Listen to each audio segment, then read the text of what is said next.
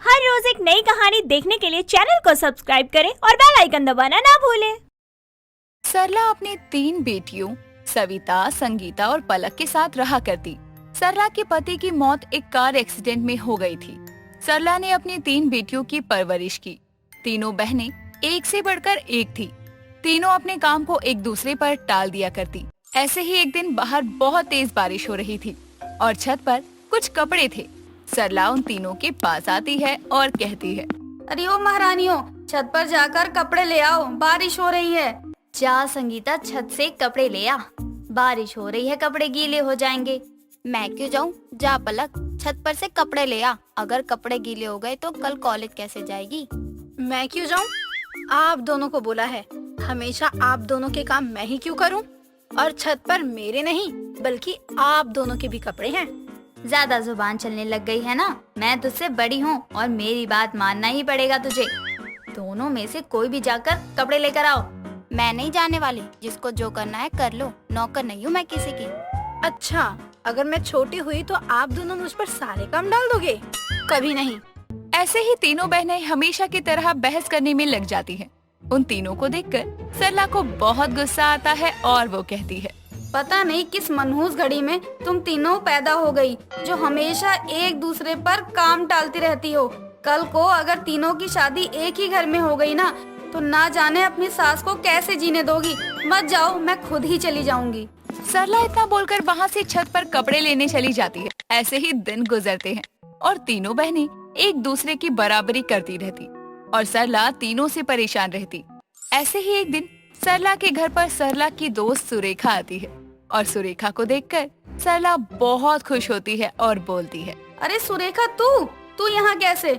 बहुत दिनों बाद तुझसे मुलाकात हुई है। बस कुछ नहीं, मैं शहर में अपने तीनों बेटे के लिए लड़कियाँ देखने आई हूँ। बस सोचा तुझसे भी मिलती जाऊँ।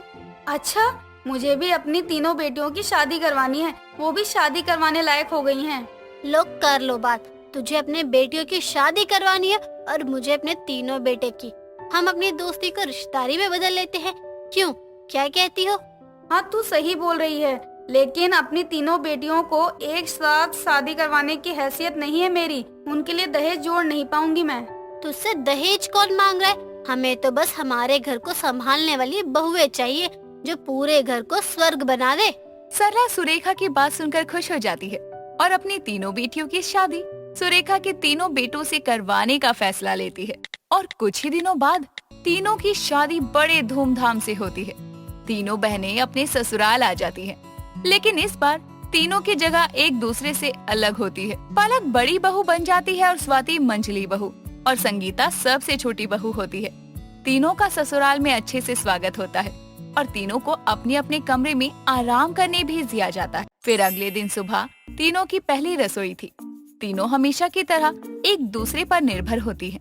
कुछ देर बाद सुरेखा आती है और तीनों से कहती है, पलक, स्वाति और संगीता, तुम तीनों यहाँ ऐसे क्यों बैठी हो? जाओ खाना बनाओ, आज तुम तीनों की पहली रसोई है। माँ जी, मैं इस घर की बड़ी बहू हूँ और मुझसे भी छोटी 2 बहुएं और हैं, वो कर लेंगी। अच्छा पलक, आज तो बड़ी हो गई, लेकिन ये मत भूल कि तुझसे बड़े हम दोनों हैं। तो तमीज से जाकर सबके लिए खाना बना, समझी? हाँ, स्वाति दीदी सही कह रही है। तू हमेशा हमसे छोटी थी और छोटी ही रहेगी। अच्छा, आपने कहा और मैं मान गई। बस बहुत हो गया, बचपन से बहुत काम करवाया है आप दोनों ने।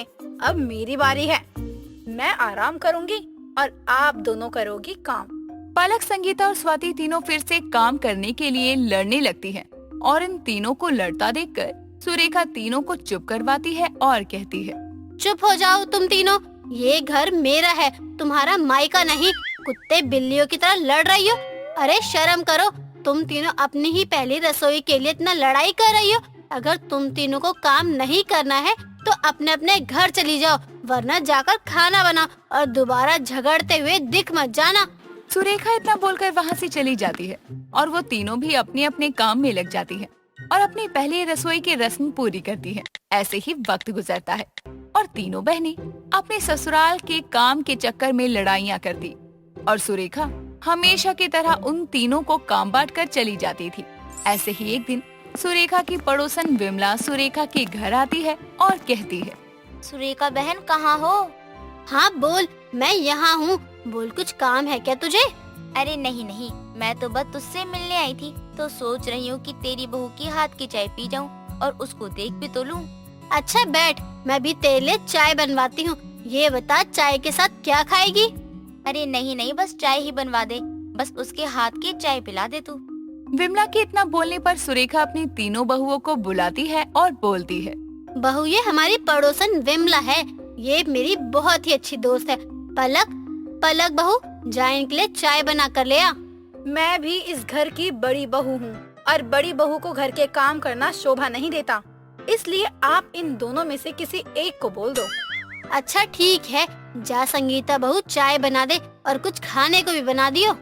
माँ जी, मेरे सर में दर्द है, आप स्वाति को क्यों नहीं बोल देती? वो हम दोनों से छोटी बहू है, वो बिमला आंटी को चाय और कुछ बना कर दे देगी। एक मिनट, मैं छोटी हूँ इसका मतलब ये नहीं कि मैं हमेशा तुम दोनों की बात मानूं। नहीं माँ जी, मेरा हाथ कट गया है, आप पलक को कह दो। मैं तुम दोनों की जेठानी हूँ, मेरी बात तो माननी पड़ेगी तुम लोगों को। अच्छा, जेठानी हो तो सर पर चढ़ के नाचोगी क्या? जाकर बड़े होने का फर्ज निभाओ। उन तीनों को लड़ता देखकर विमला सुरेखा से कहती है, रहने दो सुरेखा, तेरे घर की चाय के चक्कर में महाभारत हो जाएगी। मुझे लगा तेरी बहू तेरी बात मानती होगी। चल, तीनों में से एक तो मानती ही होगी, पर ये तो तीनों एक से बढ़कर एक है। खैर चल, मैं चलती हूँ, मैं कभी और ही चाय पी लूंगी। अच्छा है कि मैंने अपने बेटों की शादी बहुओं की बहनों से नहीं करवाई, मेरा भी यही हाल होता। विमला की बात सुनकर सुरेखा को बहुत बुरा लगता है और वो चुपचाप अपनी बहुओं से बिना कुछ कहे कमरे में चली जाती है। ये सब देखकर उन तीनों को कोई फर्क नहीं पड़ता और वो भी अपने कमरे में चली जाती हैं। वक्त निकलता रहता है। तीनों रोज की तरह आज भी लड़ाई करती हैं, लेकिन आज सुरेखा उनको शांत करवाने नहीं आती और ये सब बहुत महसूस करने लगती हैं कि वो लड़ाई करते थे और उनकी सास उन्हें हमेशा काम देती थी, लेकिन अब वो कुछ नहीं बोलती है। तो वो तीनों सुरेखा के पास आती हैं और कहती है, क्या हुआ माँ जी आपको? माँ जी आपको क्या हो गया? आप बहुत चुप चुप रहने लग गई हैं। आप पहले जैसे हमें समझाती ही नहीं और ना ही हमसे बात कर रही हैं। आपकी तबीयत तो ठीक है ना? हाँ मैं बिल्कुल ठीक हूँ। जाओ तुम तीनों अपना काम कर लो और मुझसे बात मत करो। मैं पहले ही तुम तीनों से बहुत परेशान हूँ और परेशान मत करो अब। आप हमसे परेशान हैं, पर क्यों माँ जी? अगर हमसे कोई गलती हुई है तो हम आपसे माफी मांगते हैं। अरे परेशान क्यों ना हूँ, तुम तीनों हर बात पर लड़ाई करती रहती हो। एक को काम दो तो तुम तीनों आपस में काम बांटने की जगह एक दूसरे पर काम टालने लगती हो। उस दिन तुम तीनों ने विमला के आगे भी मेरी बेइज्जती करवा दी। वो मुझे कितना भला बुरा बोल कर गई, वो तुम तीनों को नहीं दिखा क्या? बस इसीलिए मैं अब तुम तीनों से कुछ बोलना ही नहीं चाहती हूँ, क्योंकि करनी तो तुम्हें अपनी ही है। तीनों एक दूसरे का मुंह देखती हैं और अपनी सास की बात पर उनको एहसास होता है कि वो कितनी गलत थी।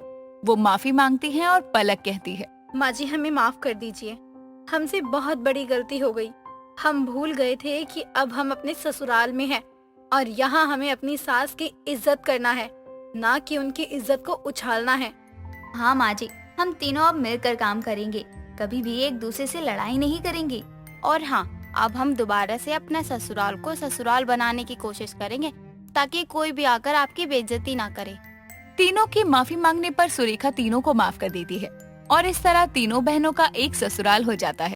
राजीव नाम का एक लड़का भीड़ में था और वो भीड़ राजीव को मार रही थी। लेकिन एक मिनट, ये भीड़ है कौन और आखिर राजीव को क्यों मार रही थी और राजीव कौन है? तो दोस्तों आइए इन सभी सवालों के जवाब जानते हैं। मुंबई के बांद्रा जिले में मोहिनी अपनी ननद रागिनी के साथ रहा करती थी। मोहिनी प्रेग्नेंट थी और मोहिनी का पति अभी कुछ ही महीनों पहले यूएस गया था। ऐसे ही एक दिन, भाभी, हमारे घर में राशन खत्म हो रहा है, भैया को फोन करो ना और फोन करके उनसे कहो कि राशन वगैरह सब कुछ खत्म हो गया है, साथ ही घर में पैसे भी खत्म हो गए हैं, इसलिए वो वहाँ से कुछ पैसे भेजेंगे। हाँ रागिनी, मैं उनको बोलती हूँ। इस तरह से अब मोहिनी राजीव को कॉल करती है, लेकिन राजीव का फोन ही नहीं लगता। ये देखकर मोहिनी अपनी ननद से कहती है, रागिनी, राजीव का फोन नहीं लग रहा। कोई बात नहीं भाभी, आप किसी और टाइम कॉल करना, क्या पता भैया का कॉल तब लग जाए। अच्छा रागिनी, घर में कितने पैसे बचे हैं और कितना राशन बचा है? भाभी पैसे तो वही लगभग 10,000 के समथिंग होंगे। क्यों, क्या हुआ भाभी? कुछ नहीं, बस यूं ही पूछ लिया। मोहिनी अब परेशान हो जाती है और अपने कमरे में जाकर वो राजीव को फोन करती है, लेकिन राजीव का फोन नहीं लगता। ऐसे ही समय गुजरता है और अब मोहिनी के घर में ना तो खाने का राशन बचा था और ना ही उसके पास पैसे बचे थे। मोहिनी बहुत परेशानी से कमजोर हो गई थी। ये देखकर रागिनी अपनी भाभी से कहती है, भाभी क्या हुआ? आखिर ऐसी कौन सी बात है जो आपको परेशान किए जा रही है? आप जानती है ना, ऐसी हालत में आपको टेंशन नहीं लेनी चाहिए। मैं करूं भी तो क्या रागिनी, घर में पैसे नहीं है, राशन नहीं है, हम करें भी तो क्या करें। भाभी आप चिंता मत कीजिए, यहाँ जो नए राशन वाले अंकल आए हैं ना, मैं उनसे कुछ उधार लेकर आती हूँ। अब क्या था, रागिनी दुकानदार के पास जाती है और दुकानदार से उधार मांग लेती है। जिसके बाद अब ऐसे ही दिन गुजरते हैं। कभी रागिनी उधार मांगती तो कभी मोहिनी अपना बड़ा सा पेट लेकर लोगों से पैसे उधार मांगा करती और लोग उस पर तरस खाकर उन्हें उधार दे भी दिया करती। अब ऐसे ही कुछ समय और गुजरता है, लेकिन अब लोगों ने उनको उधार देने से मना कर दिया था। अब उनके पास सिवाय घर के कुछ नहीं बचा था और मोहिनी ने उस घर को बेच दिया। लोगों से लिए पैसे और उधार सामान वो दोनों नहीं चुका पाती और अब उनका घर भी उनके हाथ से निकल चुका था। दोनों ननद भाभी रोड पर आ गई थी और इस तरह अब एक रात वो दोनों सड़क पर सो रही थी। तभी वहां दो गुंडे आते हैं और रागिनी के साथ छेड़खानी करने लगते हैं। तभी मौकाए वारदात पर वो दुकानदार आता है और उन दोनों को मारकर भगा देता है। तभी अचानक से मोहिनी को लेबर पेन शुरू होता है और वो दुकानदार उसको सरकारी अस्पताल में ले जाता है। मोहिनी को एडमिट कर लेते हैं। तो वहीं अब दुकानदार रागिनी से कहता है, बेटा रागिनी, तुम लोगों की ये हालत कैसे हुई? हम सभी को तो लगा तुम दोनों ननद भाभी फरार हो गई हो। नहीं बाबा, हम लोग भागे नहीं है, बल्कि अभी हमारा समय खराब चल रहा है। क्यों बेटा, आखिर क्या हुआ तुम लोगों के साथ? रागिनी अब उस दुकानदार को रोते हुए सब कुछ बता देती है और उसकी ये दर्द भरी कहानी सुनकर दुकानदार बोलता है, बेटा आज से तुम मेरे घर रहोगी और तुम्हारी भाभी भी। पर बाबा, हमारा घर हमारे माँ बाप की वो एक आखिरी निशानी है और भैया भी नहीं आए। इसमें मैं तुम्हारी मदद तो नहीं कर सकता, लेकिन हाँ मैं एक काम कर सकता हूँ। मैं उस घर को बिकने से बचा सकता हूँ ताकि बाद में तुम उस घर को खरीद सको। मैं आपका शुक्रिया अदा कैसे करूँ बाबा? हट पगली, एक तरफ तो बाबा बोलती है, दूसरी तरफ शुक्रिया अदा करती है। दोनों आपस में बातें कर ही रहे थे कि तभी डॉक्टर आ जाती है और वो रागिनी से कहती है, आपकी भाभी ने कुछ ज्यादा ही टेंशन ले ली है और स्ट्रेस की वजह से बच्चे पर बहुत बुरा असर पड़ा है, इसलिए हम बच्चे को नहीं बचा पाए। ये सुनकर अब रागिनी को एक और बड़ा झटका लगता है और जब ये बात मोहिनी को पता चलती है तो वो भी एक सदमे में चली जाती है। ऐसे ही अब 4 महीने गुजरते हैं और अब रागिनी एक अच्छी कंपनी में जॉब करने लगती है। धीरे धीरे सभी का कर्जा उतारने लगती है और समय के साथ अब मोहिनी भी अपना पास्ट भूलने लगती है। ऐसे ही कुछ दिन और निकलते हैं और एक दिन राजीव यूएस से अपने घर आता है, जहां वो देखता है कि उसके घर पर बड़ा सा ताला लगा है। उसके घर पर ताला क्यों लगा है, उसके घर वाले कहाँ गए, ये सब कुछ जानने के लिए राजीव पास की एक परचून की दुकान पर जाकर उससे कहता है, एक्सक्यूज मी, वो वहाँ जो बड़ा सा घर है ना, वहाँ के लोग कहाँ गए? क्यों भाई, क्यों पूछ रहे थे उन घर वालों के बारे में? बताइए, मेरा जानना बहुत जरूरी है कि वो लोग कहाँ गए। अरे बात तो सही है, लेकिन तू उनके बारे में पूछ क्यों रहा है? उस घर में मेरी पत्नी और मेरी बहन रहती थी। मैं ना कुछ समय के लिए बाहर चला गया था और वापस नहीं आ सका, लेकिन अब मैं वापस आया तो। उसकी बातें सुनकर दुकानदार उसको घूरने लगता है और खुद से मन में बोलता है, अच्छा तो ये है वो निर्लज आदमी जिसने अपनी पत्नी और बीवी को ऐसे दिन दिखाए। जब लोगों के 2 लात घुसे पड़ेंगे ना, तब इसको अकल आएगी और अपनी फैमिली की कदर भी पता चलेगी।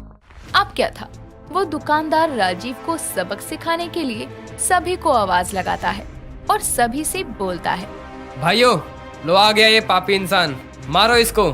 इस आदमी ने बहुत ही गलत काम किया है और वो दोनों ननद भाभी इसी की पत्नी और बहन थी जिसने हमें मजबूरी में ठगा था और उनकी इतनी बुरी हालत हो गई थी। दुकानदार की बातें सुनकर वहाँ पर काफी भीड़ इकट्ठा हो जाती है और वो भीड़ उसे मारने लगती है। राजीव को कुछ समझ नहीं आ रहा था कि वो भीड़ अचानक से उसको क्यों मार रही है।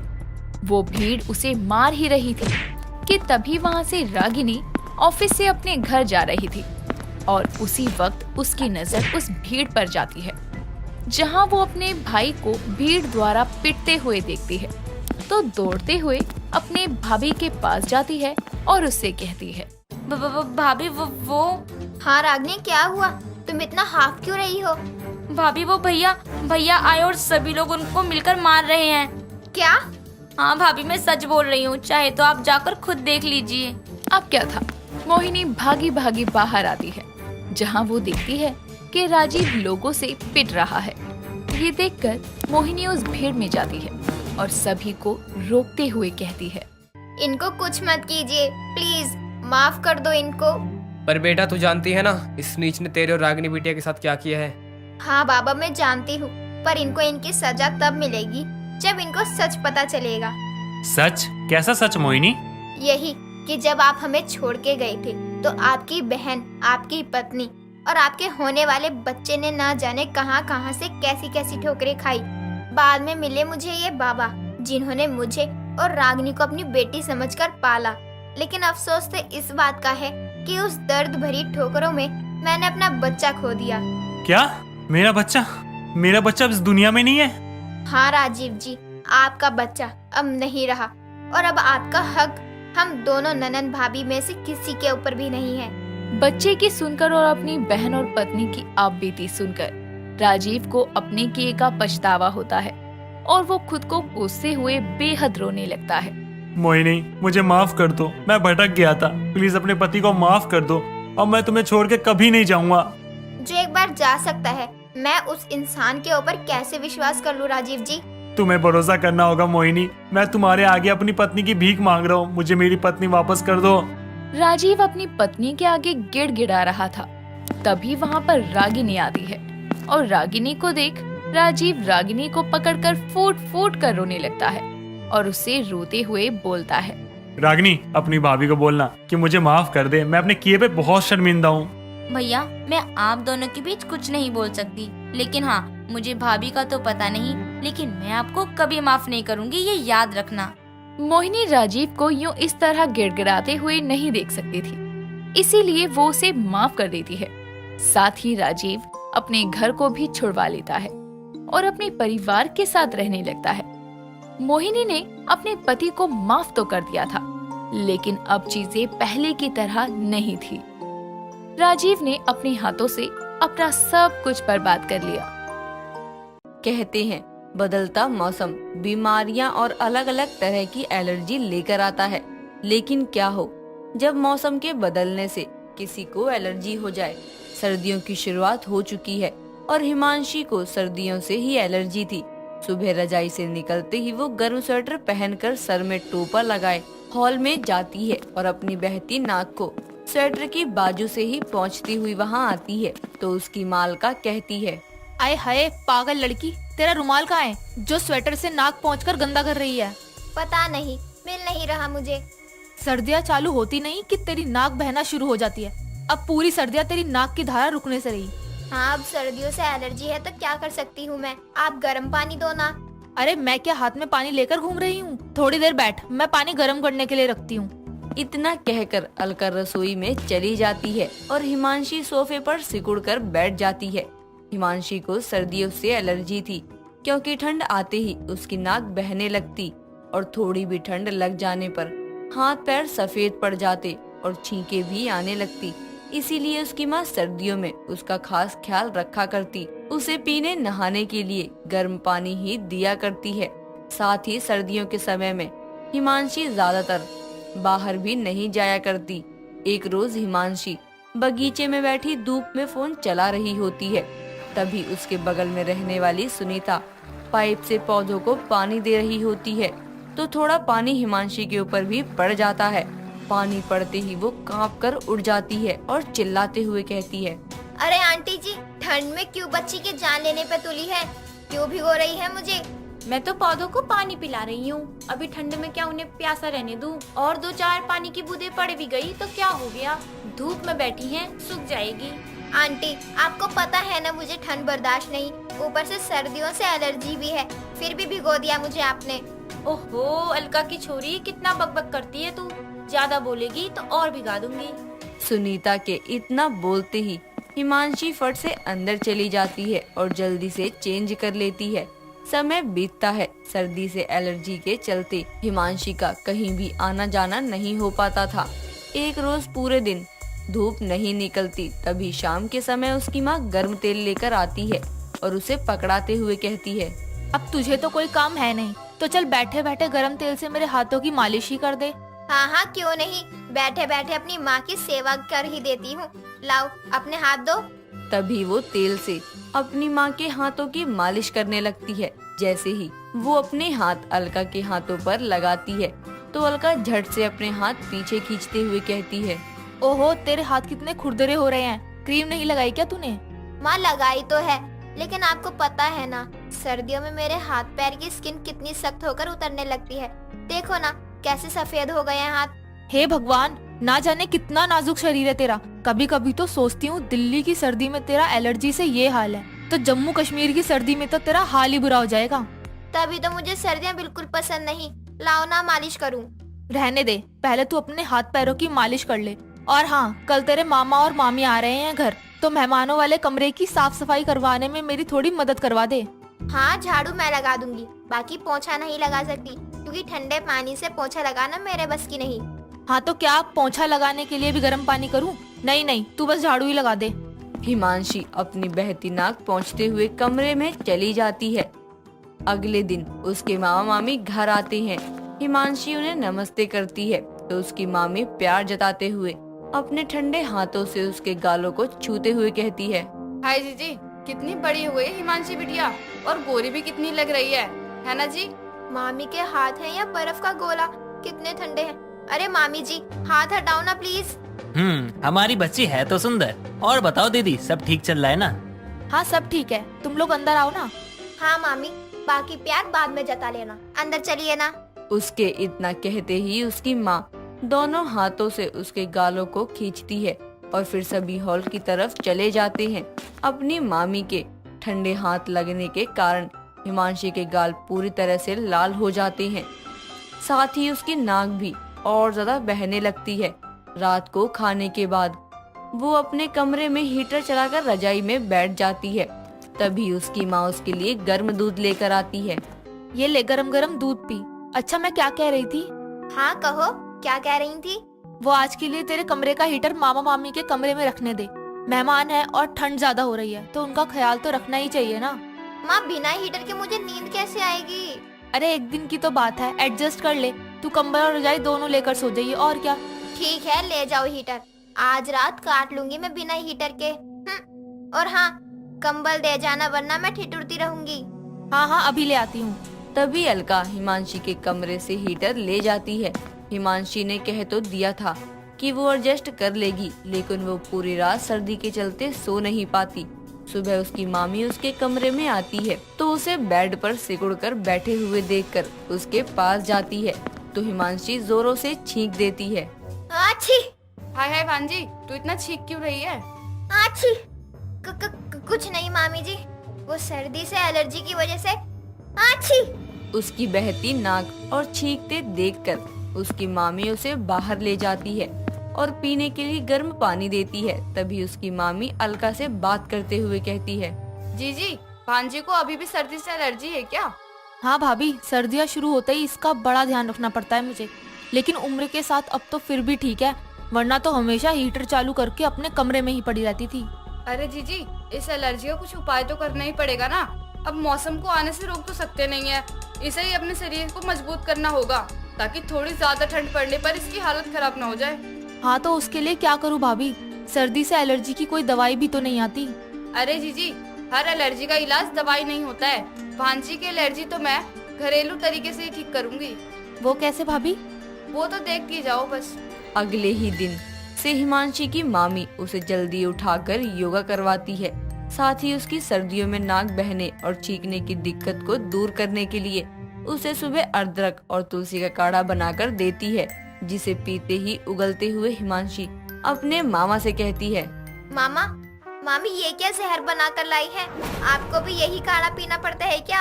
अरे मेरी प्यारी भांजी, ये जहर की तरह कड़वा जरूर है, लेकिन ना काढ़ा है काढ़ा। और ये ना तेरी बहती हुई नाक को ठीक कर देगा और तेरे शरीर को अंदर से गर्म भी रखेगा।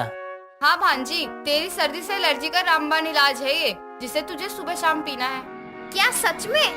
हाँ भांजी। हिमांशी उस काढ़े को मुंह बनाकर देखती है और फिर एक ही सांस में पी जाती है।